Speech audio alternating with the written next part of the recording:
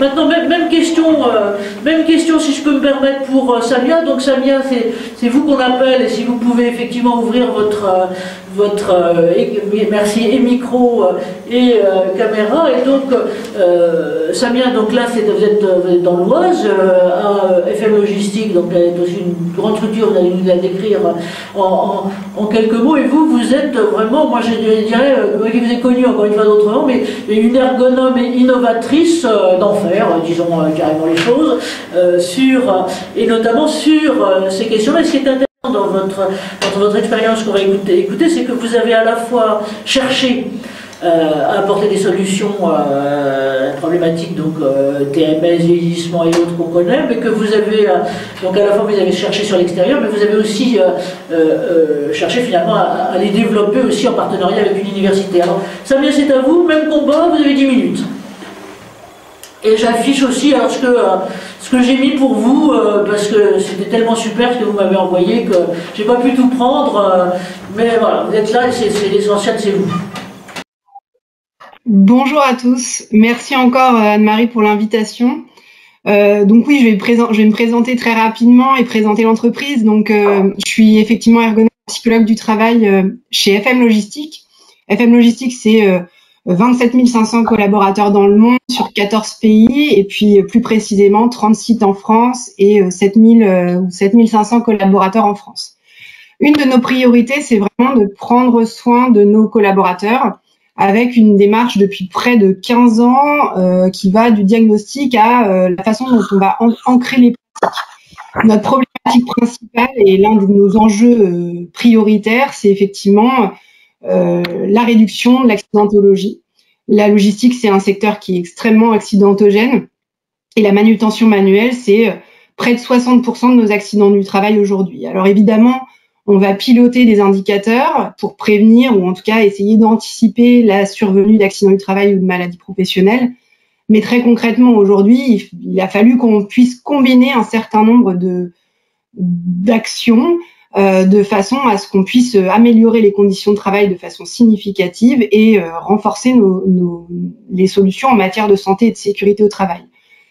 Et c'est ce que j'ai entendu aussi en introduction. On est bien là sur une solution.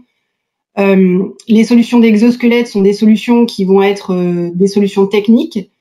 Ce qui est important, c'est effectivement de les combiner à des solutions organisationnelles, sociales, environnementales. Voilà, on va parler de formation, mais pas seulement. On va parler aussi de polyvalence, de rotation sur les postes.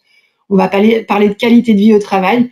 Voilà, donc on est bien sur des solutions qui sont des solutions partielles, mais qui peuvent effectivement répondre à des besoins énormes quand on n'arrive pas à trouver d'autres solutions que la solution technique. Donc depuis 2016, très concrètement, moi je suis très en veille sur le sujet des exosquelettes. On a testé un certain nombre de dispositifs d'assistance qui sont disponibles sur le marché. Vous en voyez quelques-uns. Alors on voit l'un des derniers là qu'on a testé, l'Exobac de chez RB3D, qui va être un exosquelette motorisé permettant effectivement d'aider le collaborateur à se relever quand il va prendre une charge ou prélever une charge au sol. On a testé aussi le système Viso, plutôt à destination des caristes là, qui va vraiment soutenir la nuque des collaborateurs quand il va effectuer une extension cervicale. On le voit ici en bas, c'est la dame qui le porte. On a testé le Japé plutôt pour du maintien dans l'emploi sur des activités de conditionnement à façon. Aujourd'hui, on teste aussi des bras zéro gravité, notamment des bras zéro gravité qui vont être adaptés à des engins de préparation de commandes.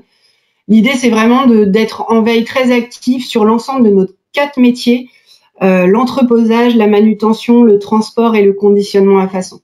Donc, on est vraiment très en veille, effectivement, sur l'ensemble de ces dispositifs qui sont aujourd'hui disponibles sur le marché et qu'on peut trouver régulièrement. Ce que vous disiez, effectivement, Anne-Marie, pour me présenter, c'est que, effectivement, on n'avait pas forcément trouvé notre bonheur sur le marché quant à la problématique du port de charge pour les préparateurs de commandes. C'est effectivement une activité qui va très vite. Les collaborateurs vont alterner des temps de conduite d'engin avec des temps de prise et de dépose de colis sur les palettes, avec voilà un rythme, une cadence à respecter, un quota à respecter dans la journée. Donc effectivement, c'est une activité qui est soutenue et qui va effectivement générer un certain nombre de problématiques, ou qui peut générer un certain nombre de problématiques. Et donc, c'est comme ça, effectivement, qu'on s'est lancé dans la création d'un partenariat avec le laboratoire biomécanique sport et santé de l'Université technologique de Compiègne. Et l'idée, c'était de créer notre propre dispositif d'aide à la manutention sur la base d'un cahier des charges qui nous serait propre. Et donc, c'est comme ça qu'entre 2018 et 2019, on a commencé à analyser ce qui se passait dans le corps humain d'un préparateur de commande. Alors avec des observations très très précises et très fines via la motion capture, donc une première mondiale en entrepôt avec 12 collaborateurs volontaires, 72 marqueurs, 18 caméras optoélectroniques dans l'entrepôt pour permettre d'évaluer, en tout cas d'analyser quelles étaient les stratégies développées par les collaborateurs quand ils allaient prendre un colis en picking. Bravo là-dessus, Samia. Si je peux me permettre, je vous inciterai à revenir là-dessus sur la partie justement que sont les perspectives, le futur, parce que là, on est déjà